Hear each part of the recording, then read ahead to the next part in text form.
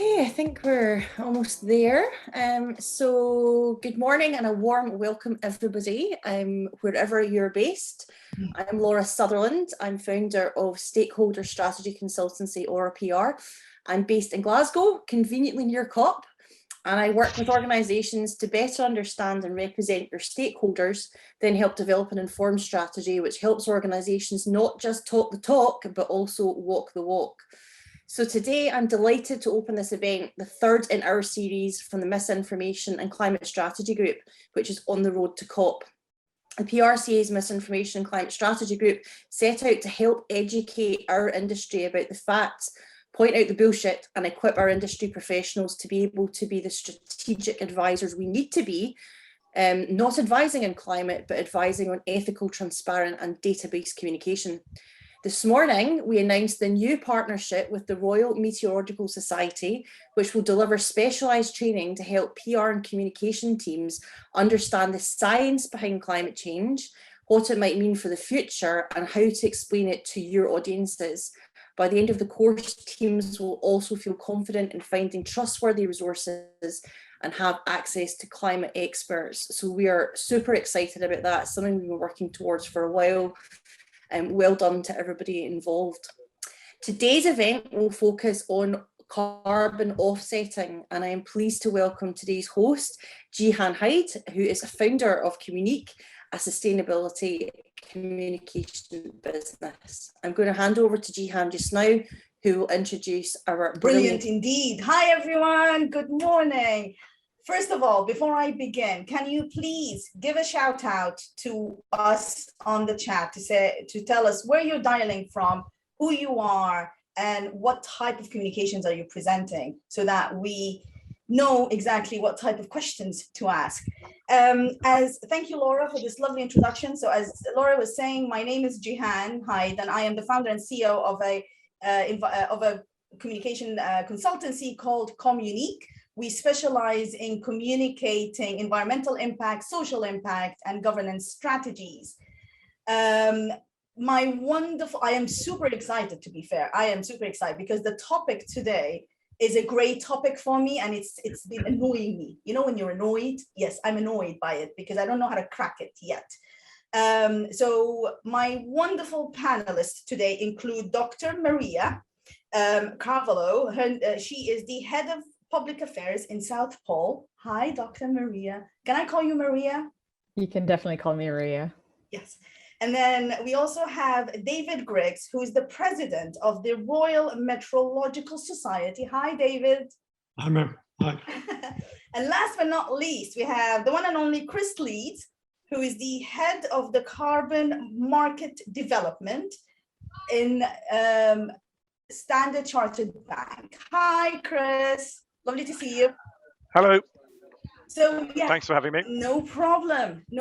So I can see everyone coming up and telling us who they are. Thank you for that. I will be looking at it shortly to give you all a shout out. So today's topic is carbon offsetting. And as I said, it's a topic that is annoying me for a bit because I'm not sure what to think of it. And when I am advising my clients, I tell them how I feel about it. So I'm very honest about it.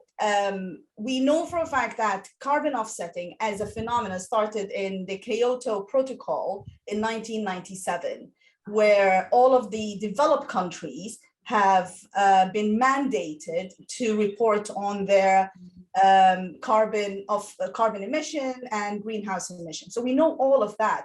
We also know that everyone is on board of this phenomenon at the moment, including Elton John, which I am surprised, to be honest. So there is Elton John, there is the likes of IBM, there is the likes of JetBlue, who are all on board of this phenomenon. But then what on earth is a carbon offsetting? What does carbon offsetting really mean? So David, in very short manner, if you are to explain the term carbon offset to a 10-year-old, how would you explain that? Okay, I'll do my best. I'll do my best. To call you now. How convenient. Yes. Perfect timing. I know, it's always the case, isn't it? Yeah. So to understand carbon offsetting, you need to understand a little bit about climate change. Okay. So climate change, is a phenomenon that we now know about and everybody's heard about, with the warming of the atmosphere and the changes to extreme weather. And that is caused by certain gases in the atmosphere. And the principal one of those is carbon dioxide. And that's why we talk about carbon, because carbon is obviously a component of carbon dioxide, which is the main greenhouse gas. And when we emit carbon dioxide into the atmosphere, we do that through when we burn fossil fuels. So when we burn coal and oil and gas and things like that, then carbon dioxide goes into the atmosphere. And the more carbon dioxide there is in the atmosphere, that acts like a sort of blanket around the Earth, and that acts to warm the Earth. So the only way to deal with climate change, and what the important point is that things like carbon dioxide hang around in the atmosphere for about 100 years. So it's not a case of, if we switch off today, the problem is solved tomorrow. We have to act now in anticipation of what's going to happen. So the only way to stop climate change is to stop emitting greenhouse gases into the atmosphere. The atmosphere doesn't care how we do that. All it cares about is that we do it. And so as an organization, people now talk about going to net zero. So when people talk about net zero, that means our organization is not going to emit any carbon into the atmosphere. Or if it does, it's going to adopt measures to make sure that it actually sucks the same amount of carbon back out of the atmosphere. Because things like planting trees, trees are made of carbon, wood is made of carbon. And so if you plant some trees, that brings carbon out of the atmosphere into something which is permanent. So when you talk about net zero, that means as an organization, we're not going to produce, on average, any carbon. Any carbon we emit, we're going to also suck back. So you can do that in two ways. You can do that through the actions of your own organization. So you can buy renewable energy, you can go to electric vehicles, providing those vehicles are powered by renewable energy. Because obviously emitting greenhouse gases happens in everything we do in our lives, in the way we produce our food, the way every time you switch on a light switch, every time you get in your car, and so on and so on. So it's actually very difficult for an organization to actually reduce its emissions of carbon to zero. So the philosophy is you reduce your emissions as much as you can through buying renewable energy and going to electric vehicles and going to sustainable food and so on and so on. But there will be some emissions that as an organization you can't get rid of because they're key to your organization. And that's where carbon offsets come in. Carbon offsets then say, okay, I'm going to be, as an organization, I'm still, no matter how hard I try, I'm going to be emitting 3 tons of carbon into the atmosphere this year. So what I will do, I will pay somebody who would be emitting 3 tons of carbon into the atmosphere not to do it on my behalf. So that then my organization is essentially paying someone to save the amount of carbon that I am going to emit. Okay. Now, the people who are in favor of carbon offsets say this is a really good idea because it's the cheapest way to actually reduce carbon. Once you've done all the easy things in your organization, the things that are left are generally the hardest and cost the most money. Whereas if you go to other countries, perhaps developing countries, where some of the technology is still very fuel inefficient, you can spend the same amount of money and get much more reduction in carbon for your money. Okay. So yeah, it's a win-win. You can say, as an organization, we are net zero because we've reduced our emissions as much as we can, and any emissions we are emitting, we're paying somebody else not to emit. Now, the critics of that say it's kind of a moral argument. It's like people say, you want to have an affair, but you want to offset the sin of having an affair. So what you do is you pay someone who was going to have an affair not to have that affair on your behalf and to stay faithful, so that you can offset your sins, if you like.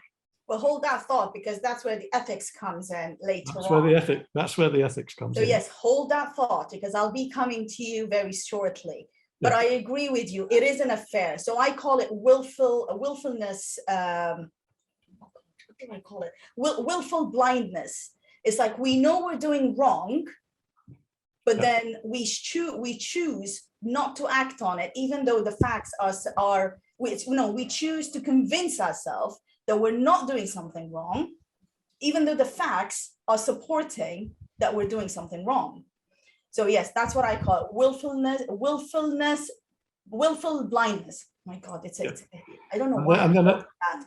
But yes, but then, okay, so before we go in, I did forget one more thing. I forgot to say, please, if you have any questions, do put it in the Q&A section, because we are keen to dedicate a chunk of time to answer all your amazing questions. Sorry, David.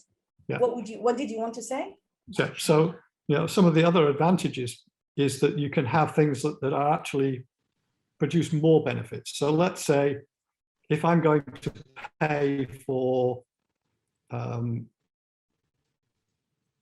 cook stoves in India. So let's say people in India are currently using wood fuel indoors to produce their their heat and their food.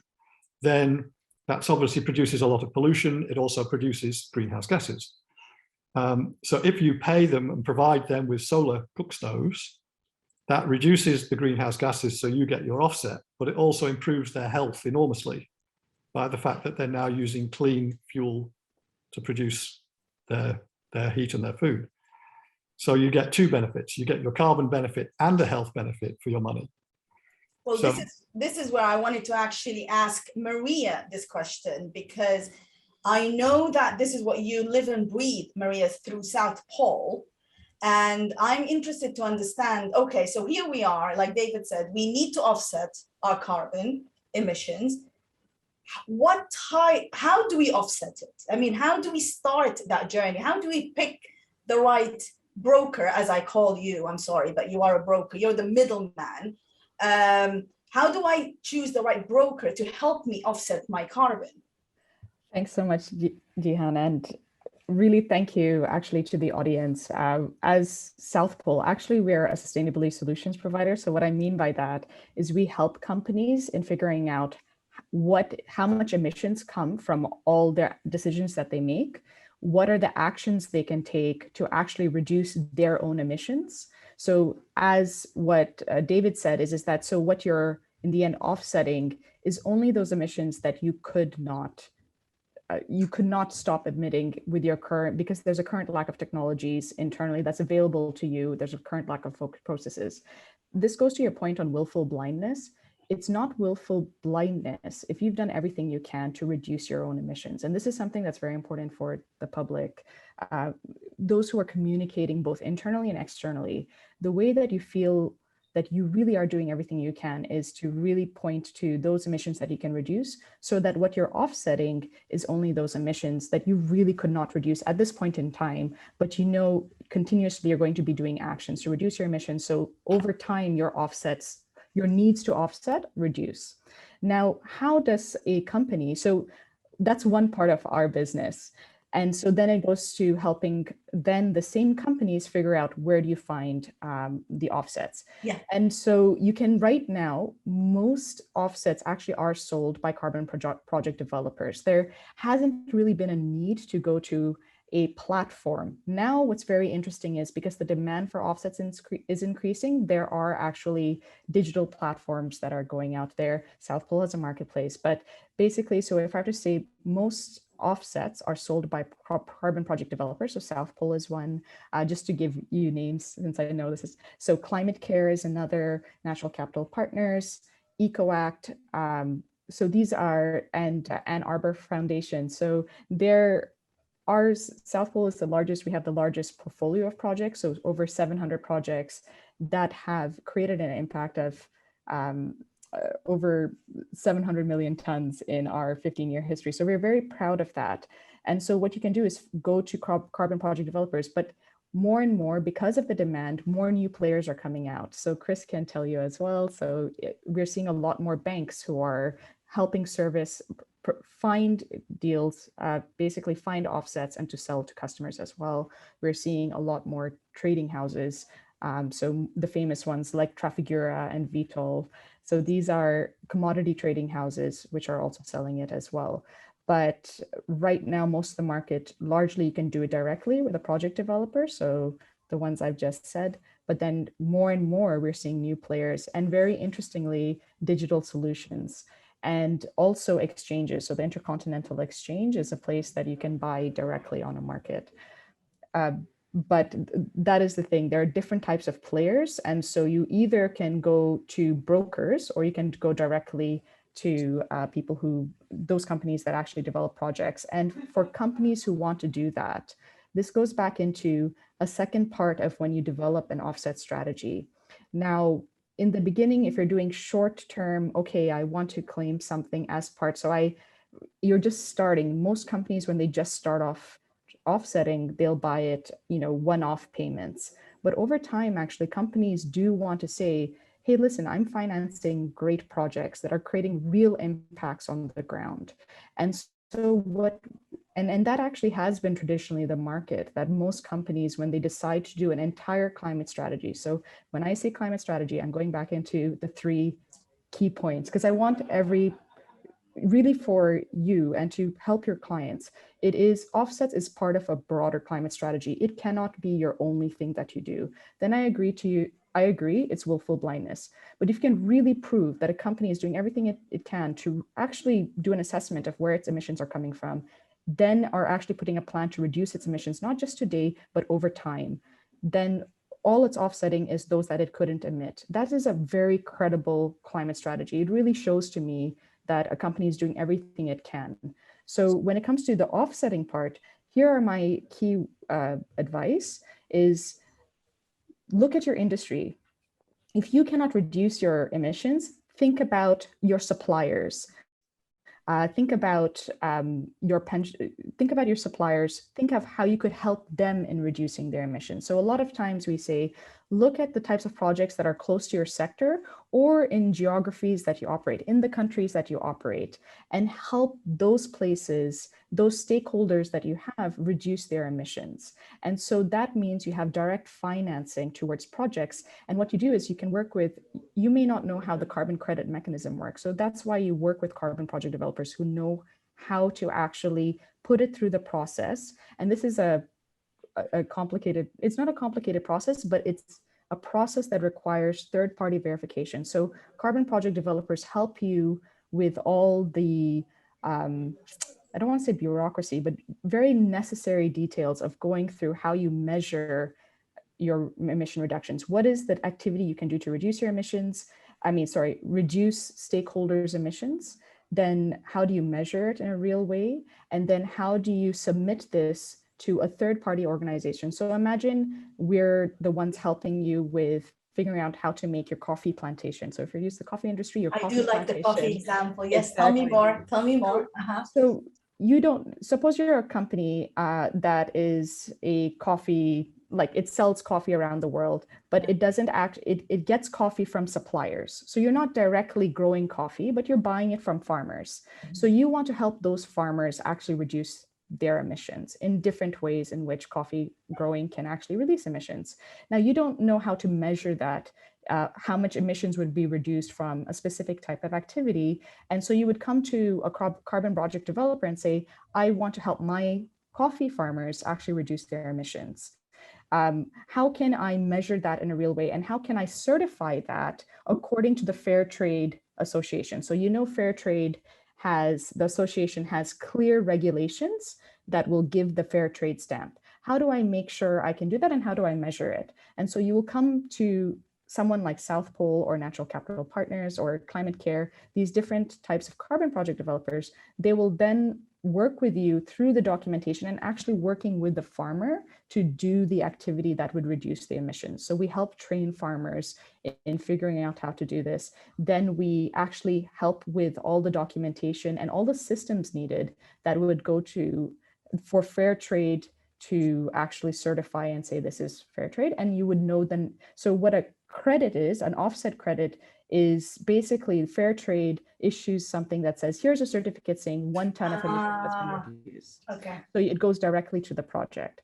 So that's basically the way in which you can, as a company, you could directly work with suppliers, like work with carbon project developers to actually develop projects and have it certified by like the Fair Trade Association. Now in the carbon world, the key ones are gold standard, VCS, so the verified carbon standard, American Carbon Registry. So there are actually in the carbon world, what we call carbon standards, they're your equivalent of the Fair Trade Association that gives the stamps. And what they do is that they make sure that all the activities you've done hold to the principles, their regulations, and then they will actually issue the credit. So there is actually independence of process. There are actually principles and rules in which they certify. And then there's actually an independent auditing process. So there's another group of people who actually make sure that what we have done actually is an equivalent of, yes, this is truly 1 ton of emissions that have been reduced and uphold to the principles of the Fair Trade Association. Okay, perfect. So it's interesting you say this because I am aware of the standards and I had to really look into the standards. I'm not saying I want to be the experts in standard. I just wanted to be aware of it. And to me, I was so from my research and from me dealing with my clients, I know that there's 2 types of credit. There's the voluntary credit and there's the compliance credit. So the voluntary is basically me, Gihan, which by the way, which I am doing. I'm offsetting my CommUnique's, I've decided voluntarily to do so. And then the compliance one is, as a company, because I reside, let's say, in the UK, I have to by law report on that. And what's staggering for me is that the voluntary credit buying, or I don't know how you would say it, it's equivalent. Just last year, it was equivalent to 300 million pounds. That's amazing from an awareness and a responsibility point of view. That's great. But also, what's also been amazing is that since 2019, all organizations, the percentage that increased in looking into the carbon offsetting increased by 700%. Again, amazing. But Chris, for me, I have to admit, I'm a bit unclear and torn of, okay, so I'm offsetting my credit as an organization. I'm making sure that I'm using the right partner. But then how do I ensure from a governance point of view that I am reporting correctly on it? So thanks, Gihan. And just before I answer that, I just wanted to come back to a couple of things around the comments made earlier on, and like the point about having an affair. I think the big difference here, and I think Maria kind of covered it, is that you don't have to have an affair. With some of these emissions that we're talking about, they're emissions that you cannot, they're unavoidable as of today, or at least economically so. So I mean, I think you've seen this recently with things like the gas boilers in the UK, and even moving to electric cars. It's just not conceivable this is going to happen overnight. The costs are very high. Even with the subsidies, it's just going to be very costly for particularly people who are probably in the lower income brackets. So there is just no conceivable way that we can reduce all of these emissions to zero. The other thing I want to say is that we consistently hear about offsets, and I think that has just become part of the vernacular. But I dislike the term because Thank you. It does. Thank you. Yes, I'm happy you do so. It does give this idea that you can just buy your way out, and that is not what people are saying. It's not just a case of, oh, I've done this, I've bought this, and that's it. I can now go and say I've done. I don't have to do anything after this. As Maria has said, and as we heard earlier on, that you've got to reduce your own emissions as much as you possibly can. What carbon credits. I like to talk about compensation, but by buying a carbon credit, you're compensating, and therefore you're compensating for the emissions that you can't reduce. But you're allowing something to happen today. because that money should go to a project that will reduce emissions somewhere else. Now, you've got to absolutely make sure that that is what happens, and this is something that the body that I sit on, which is the governing board of the task force for scaling the voluntary carbon markets. I'm a board member of that. We're trying to standardize these credits, and to answer your direct question, to look at ways that we can ensure that companies can measure this properly within their own in their own accounts. So there is something called the Task Force for Yes. Financial Disclosure of Carbon Emissions, the TCFD. Yeah. So that has set out ways in which companies can actually measure and report on their emissions. And we hear about this again. There's the Greenhouse Gas Protocol, which sets out ways of defining different types of emissions, or where emissions originate from. So we talk about scope 1, scope 2, scope 3. It gets very jargonized, but the point is, it's about saying that what are your direct emissions? If you literally, the fuel that you use in your car, those are your direct emissions. That is your scope 1. But when you get on a train, you've got scope 2 emissions there, because the emissions of that train may well be related to coal-fired power, or it could be related to renewable. There are still some emissions for that journey that you're taking. Some of it comes from the fossil fuels that are burned to power that train. But also the electricity in your home. How much of that is renewable? How much of that comes from fossil fuel? So that is what we call scope 2. Then scope 3 is everything else that's kind of not that. It's almost like the catch-all. Everything else. It's whatever else isn't counted that you can say is either direct or indirect. So it is. It's the products that you buy. You go and buy hair products, and how much emissions went into the production of that product. The car that you buy, it may be an electric car, but it's still got steel, rubber, plastics, all these other commodities that there were emissions that took place in their production. Those are scope 3 emissions. That's your indirect emissions, and these are other areas that we just need to think about. How do you reduce all of that? Is that responsibility of the supplier, or is that your responsibility as a buyer? But these are all areas that you've got the TCFD, which tells companies how to report, the Greenhouse Gas Protocol, which tells people how to differentiate, to account for carbon.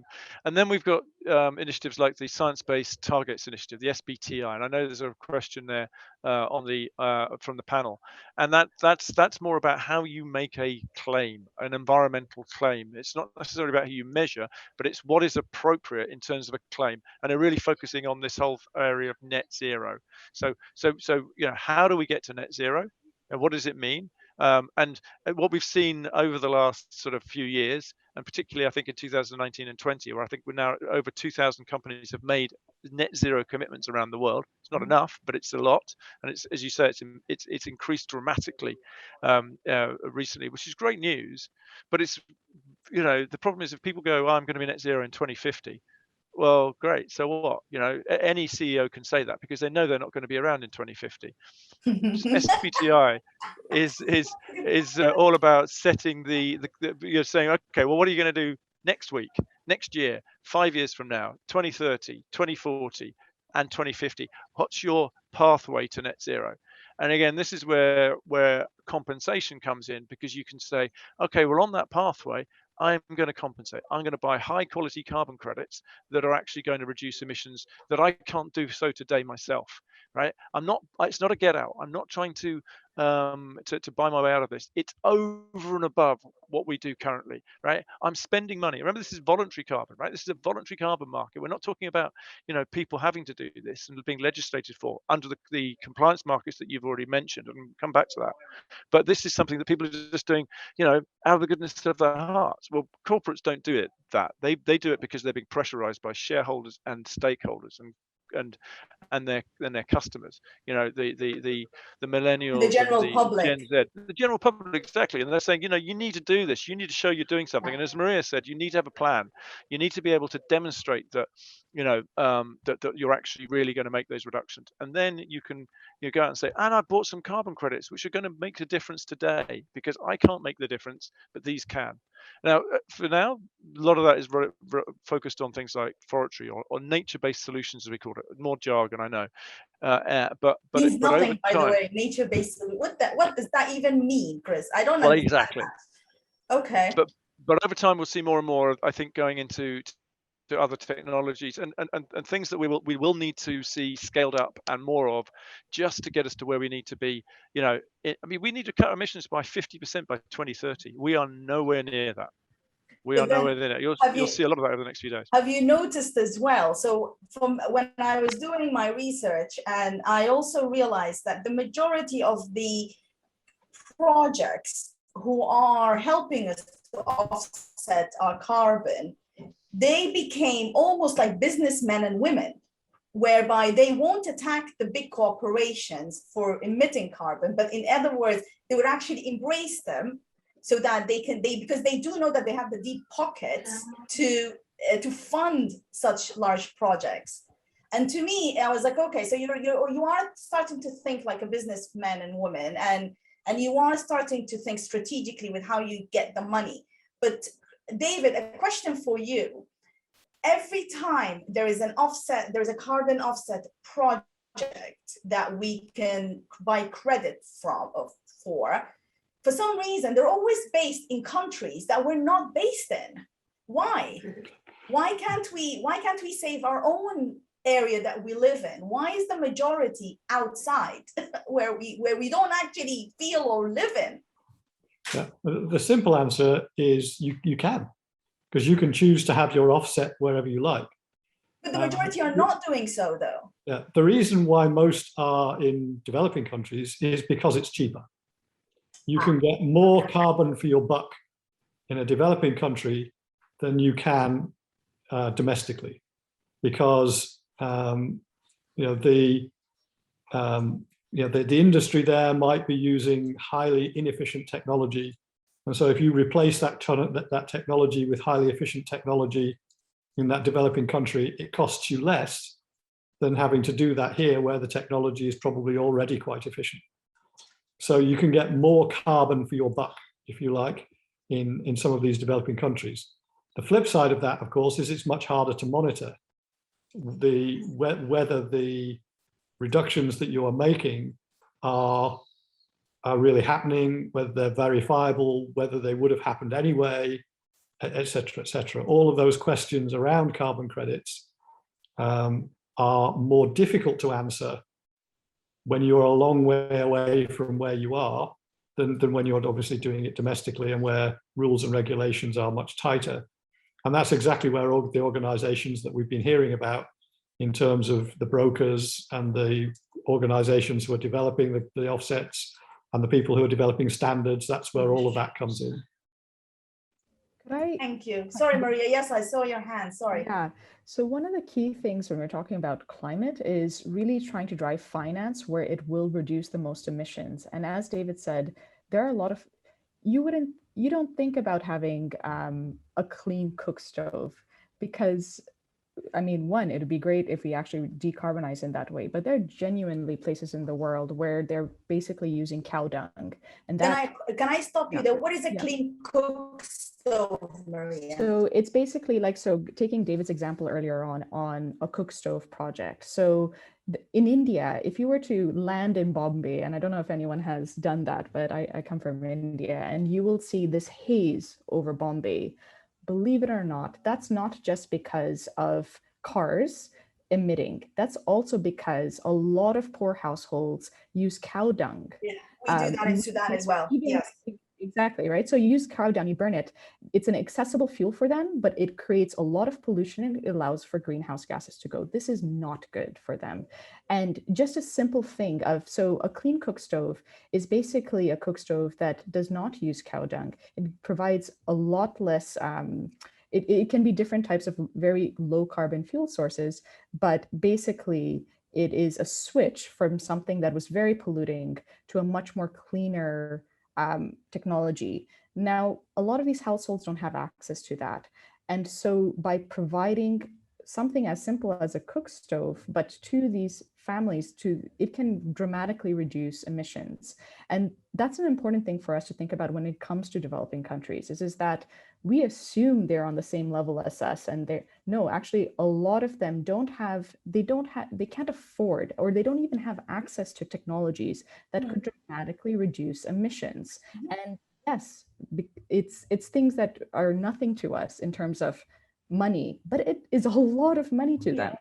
And therefore, that's why it's cheaper, but it dramatically reduces emissions. And in fact, what we're seeing, just something to know, global emissions are increasingly coming from developing countries. So if you want to solve climate change, we better get financing to those countries. And in fact, in this year's climate negotiations, that's the key thing developing countries are asking. We need to economically develop. You guys have a great lifestyle. We're nowhere close to that. And you're telling us to compromise that to save the climate. And this is where developing countries, we can say, we're willing to drive finance to you so that you can reduce your emissions in things that we take for granted, but can dramatically help you. And that is why actually you're seeing a lot more projects going to that. When you were talking about the Kyoto Protocol, that was the notion of carbon finance. Let's find a way in which you can drive finance, and the whole role of things like the carbon standards. So again, going back, the Fair Trade Association, is that it's very important to work to finance projects that are certified to very robust carbon standards, that have the principles in place, have the processes in place, so that you're confident that your finance went towards impact that truly reduced. The only problem is, Maria, with these projects, and I'm not against it. Don't get me wrong. I am financing a project in Madagascar as we speak, but I can feel it. So this is for me, it's a problem. I want to see it. I want to feel it. And so yes, anyways, I'm sorry. Chris, you have your hands raised. Yeah, look, so I wanted to just go on about this, just to focus on this idea of the quality, but also trying to work out where to get the carbon credits from. One of the reasons why we see a lot of them from overseas is because actually it goes back to many of the mechanisms that were put in place under what we call the Kyoto Protocol. So this is what this was Paris was the successor to Kyoto, and it created these mechanisms, and many of them were in developing countries, particularly China and India, but a lot elsewhere. So you've got these legacy of project development there. The other thing is in the UK, many of the projects that you might want to invest in are already covered by legislation. So we've got taxation, we've got the carbon trading scheme already. But there are areas where you're starting to see projects actually develop, and that's in around woodland. So there's the Woodland Code, which has just been developed, and they're looking to try and develop carbon credits that are related to that. So I think they'll be relatively small, but it's going to be really around this whole idea of carbon removals. So it's back to this point about net zero. You know, we're only going to be able to ever reduce emissions. You know, there are always going to be some emissions that are going to be left over, right, that are caused by humans and that we just cannot remove, and so therefore or can't reduce, I should say. So therefore you have removals in this through forestry, but also through some of these technological ideas that are starting to emerge around literally capturing carbon from the air, or capturing it as it's being emitted and removed that way. So you know, you're going to see some of that, but the majority of these projects, as both David and Maria have said, are in emerging markets, and it is you know, it's really kind of it's exciting because we are going to be able to help get finance. You know, this 100 billion that's being talked about of finance, that's coming from governments. Well, this will come from the voluntary carbon markets, will come from people, from you know, individuals and companies who want to buy it. So you know, that can help over and above. And I think that, you know, we may see, and maybe maybe I'm being a little bit too optimistic, but things like you know, solar power in places like Africa and India, you know, that this can, if we can get this right, you know, we can get a situation where you're able to put solar power into rural places, and they're able to get access to clean power, which will obviously have impacts on water, on sewage, on access to electricity and the internet and things like that, and information, you know, and you can see potentially some real leaps in terms of development there. Again, as I say, maybe I'm being over optimistic, but that's the kind of stuff that, you know, that we should be thinking about. It's interesting with you know, Africa in particular. You've seen this situation with things like the telephone, right? You've gone, instead of going to fixed lines, they've gone straight to mobiles. It's a lot easier to put the masts out in rural places there. You gotta you know, I don't know what it's like in Sudan, but I've seen what it's like in Kenya and Nigeria and elsewhere. Everybody's got a mobile, you know, and maybe even, you know, two, you know, we're busy killing ourselves at the moment, so yes, no. Okay, maybe it's a bad example. Maybe that's a bad example, but hopefully this can be more positive. Yeah, but you see what I'm saying? It's the idea that they can jump ahead.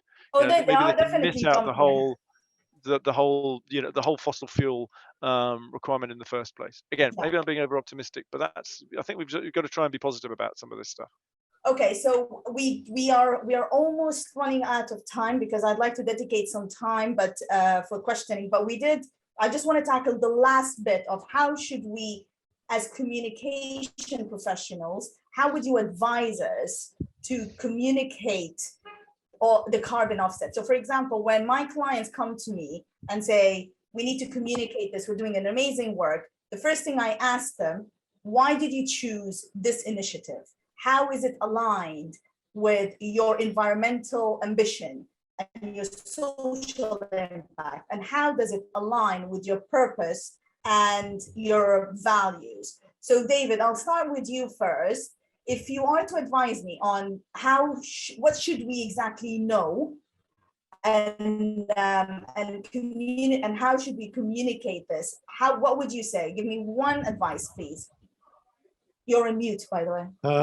My one piece of advice is that the atmosphere doesn't care how or where emissions are reduced. It only cares that they are. Okay. So don't use the fact that, you know, you'll hear people talking about criticizing, you know, offsets and is it real and so on and so on.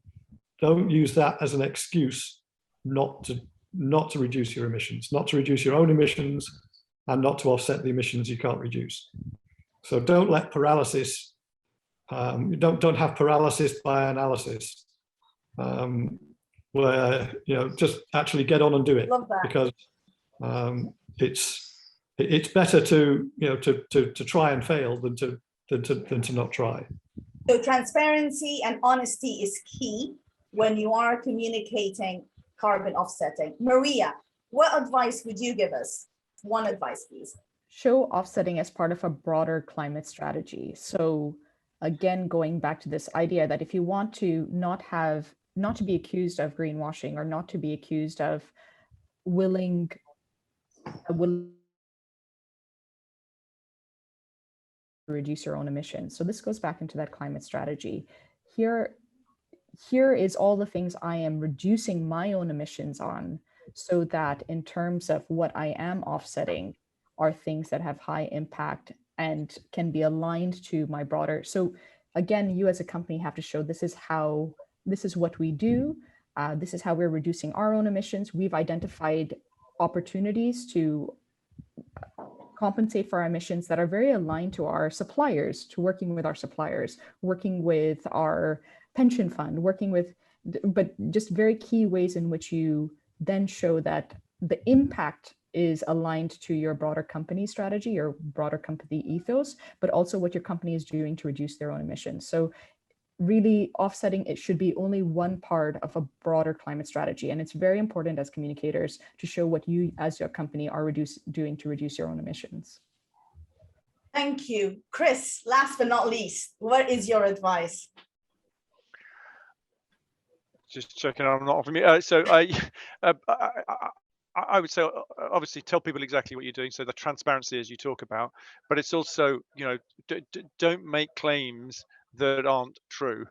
So I think it's got to be clear about what you're actually doing, which is contributing. Ultimately, you're paying money to reduce emissions that you can't. So be clear about what you're doing and why.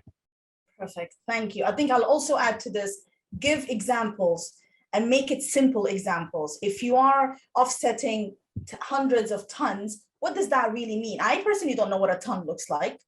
How would you help me visualize so I can live and be part of your journey? I'm going to shut up now because I know there is so many questions. Laura, I'm going to leave it to you now, but thank you very much. It's been amazing. Thank you. It has absolutely been amazing.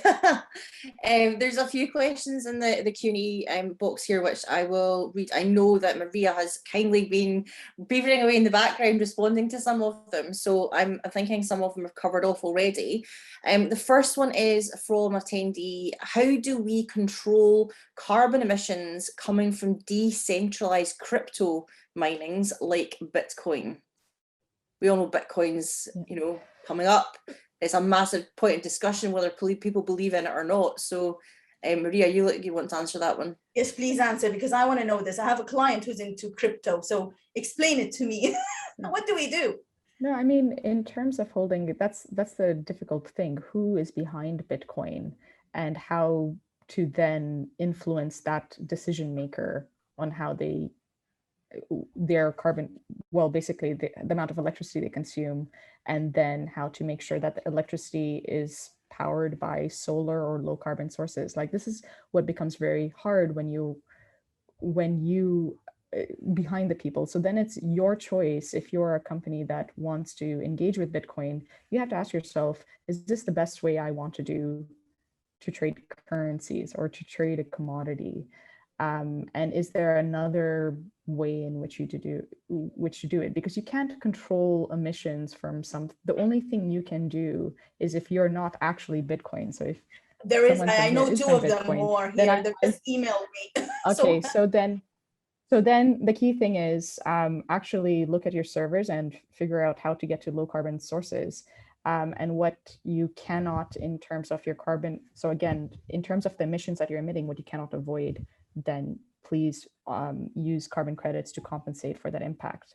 But if you're not from Bitcoin and you're thinking of engaging with Bitcoin, then I would ask that question. This is something of what we'd call your scope 3 emissions. Is this really something, an activity I want to engage with? Or are there other ways in which I can engage with Bitcoin-like currencies or with cryptocurrencies that have a much lower carbon footprint? So it's actually upholding cryptocurrencies to tell me, okay, what are you doing to actually reduce your impact on climate?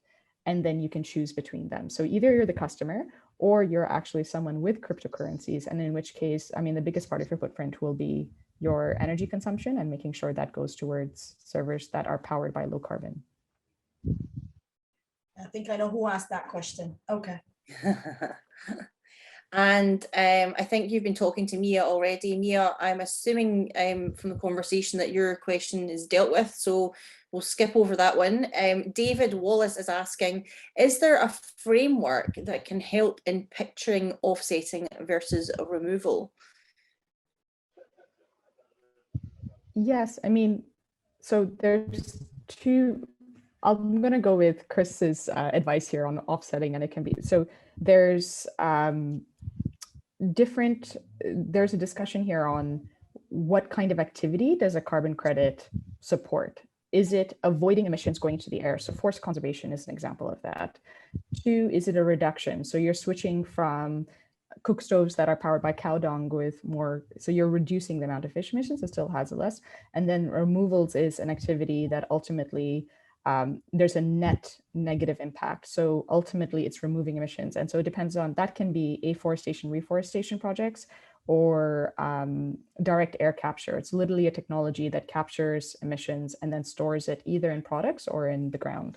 So it's actually understanding when you're looking at a carbon credit, you go back to the project and you see what type of project it is. But a lot of carbon standards are also giving that kind of label. You can say that this is a removal project and this is a avoidance or reduction project. So you'll see that label, but you ultimately recognize what is a removal versus what is anything else based on the type of activity and how it's impacting. So David Wallace is actually from the fintech world. He's one of the influencers of fintechs. And does anyone else have an answer that could help him? Because I have to admit, fintech is an industry or a sector that is giving all of us some problems in how to do so. Chris, you're from the banking sector. Do you have an answer for this? Well, I mean, I think the answer is at the moment, you know, we've typically looked at carbon credits offsets as just one big thing, right? And Maria's right. I mean, there is some labeling going on, but again, it's like everything we're seeing with carbon credits at the moment. It's very it lacks standardization, it lacks consistency. So again, what this task force that I'm involved in is trying to do, we've set up what we call I'm trying to think of the word for it now, but a taxonomy of attributes, and two of those attributes are going to be removals versus avoidance, or avoidance and reduction. So avoidance and reduction we're kind of put in one bucket, but removal is separate, because again, you know, eventually we're going to have to rely on removals, and carbon credits will probably be the best way of actually being able to demonstrate a transfer of you know, title of these things, and to be able to demonstrate that you've made that reduction, or sorry, removal, I should say. And you know, so we're seeing more and more interest in this, and the Science-Based Targets Initiative is push or is saying that removals are going to be where we have to end up. So we will start to see that, and I think that we'll come up with this, you know, very clear guidelines on what the difference is between a removal and what and an avoidance credit. Yeah, along with some other attributes that will be included, but those are going to be pretty important. And then you look at, you know, nature versus technology will be the other area that I think we'll look in as well, because you see a lot of this. Nature is incredibly important. You know, let's not forget it. You know, we need to protect nature, and the good thing about protecting nature is you will also prevent carbon emissions. But technology is also going to have a very important role to play. We forgot about the very important terminology. Sorry, I'm holding my thing here. I don't even know why. Greenwashing. We forgot to talk about greenwashing, didn't we? Oh wow. Okay. There is a question, Laura, about greenwashing, I think at the end. Yeah, I was just working my way through. So one thing to point out is, if we run out of time, then please do get in contact with anybody on the panel to ask further questions or keep the conversation going. You should have seen their contact information on the event page.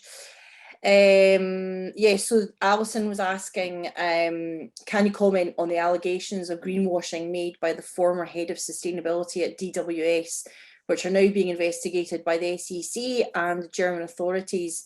She said that DWS of misrepresenting how it used environmental, social and governance metrics to analyse companies across its investment platform. Would anybody like to comment on that? I mean, I guess I'll just say that, you know, it comes back to this standardization, having some of the rules, having some of the clear guidelines around that.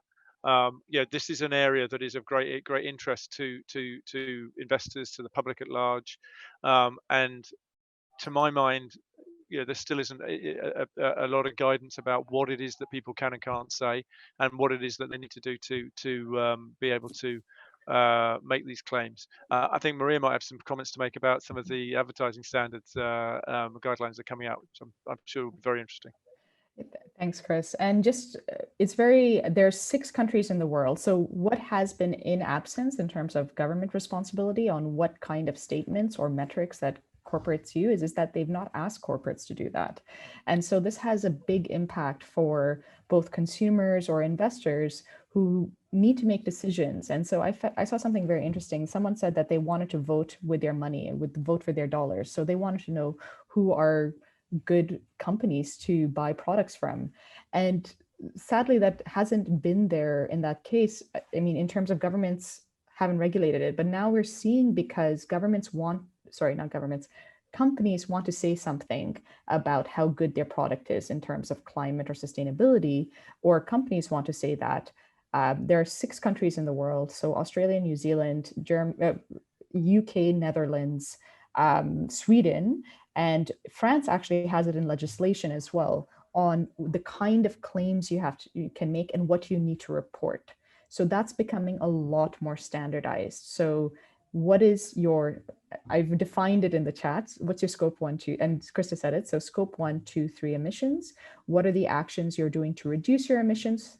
And then how are you financing impact? So either through offsetting or just financial contributions. So you need to be very clear, but it requires a standardization. We're seeing that kind of, so it's very important for you, working in communications to actually understand what the consumer and market authorities of governments are now coming out as guidance on what you can and cannot say, and more importantly, what you need to report as an ability to be transparent and accountable to what you're saying. And it allows for that kind of standardization that companies can make sure that, consumers, NGOs, any stakeholder can really look at a company and say, okay, there's veracity in what you're saying here, or actually this is unclear to me and you can still uphold. And it's very important for that kind of regulations to come out.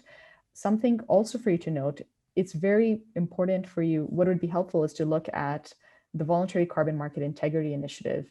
This is another initiative, or the Science-Based Targets Initiative. This is another way into which to see that kind of standardization of what is required in terms of really showing transparent and accountable, a transparent accountable and accounting way to actually measure your impact and make sure it's truthful.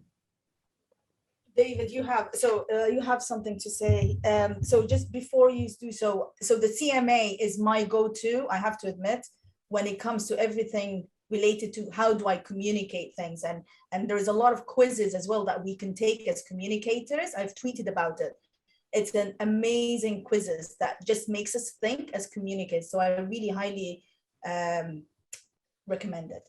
Sorry, David, yes. Yeah, it goes to that question and also to one of the questions that's in the question box about the definition of additionality, which is one of these jargon terms. So how can you be sure that the project you are doing is removing carbon from the atmosphere that would not have been removed from the atmosphere anyway if you hadn't done it? Mm-hmm. It's very easy to say, if you're doing cook stoves in India, for example, to say they're using cow dung at the moment. If I give them a clean cook stove, then I've reduced so much emissions. But what if UNDP had a program to provide clean cook stoves to that community anyway? So how can you be sure that what you are doing is not simply replacing something that would have happened in the near future anyway? And that's one of the hardest things about carbon offsets. And in Australia, they had a large program, and they asked for essentially an auction where they asked companies to bid for money to reduce offsets, and those who said they would reduce the most per ton got awarded. But when you actually examine those, companies were putting forward projects that were in their forward plans anyway.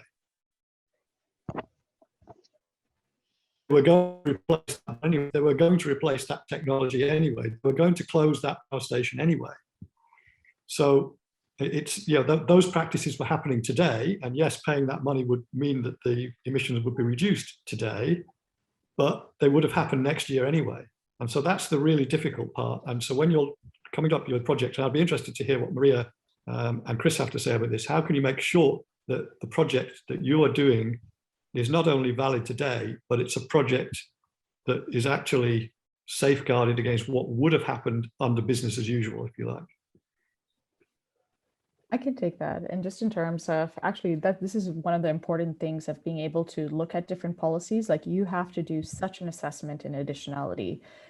What policies are country talking about? Not just their policies, but in the Paris Agreement, every country has to submit a plan. We call it a nationally determined contribution, but it basically is their climate plan, which has the targets that they want to achieve for different overall and for different sectors, what types of policies they're going to achieve.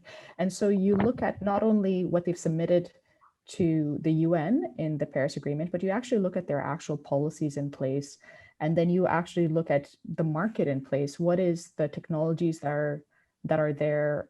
Is what you're providing much better than what is currently there? You look at, are there other financing mechanisms? So does the government or other parties, like David said, are there international organizations providing that financing? So you really don't. But all of these assessments, you develop the business case to show that this is truly an additional project, but it has to go through a carbon standard that has very robust assessments of additionality. And they will look at all of these factors, everything from policies to financial barriers to other types of barriers like market access, the market technologies. Do actors have access to those technologies? Do they have the training in place? So they'll look at all of these things. So I always go back into the carbon standard. You need to pick really good quality standards that have these strong additionality assessments in place. Well, I'm aware of time, so all I can say is thank you very much for this wonderful information that you've shared with us. I've learned a lot of things. And we will be writing a blog about this session with the outcomes, and also providing you with all of the links and documents that Maria, Chris, and David have mentioned, so that you can use it and you can go and revisit. But yes, thank you very much, Laura and Corey, for inviting me to host this wonderful event, and hopefully we'll see you again very soon. Thank you, guys and girls. Bye. Thank you. Thanks, Gihan. so much.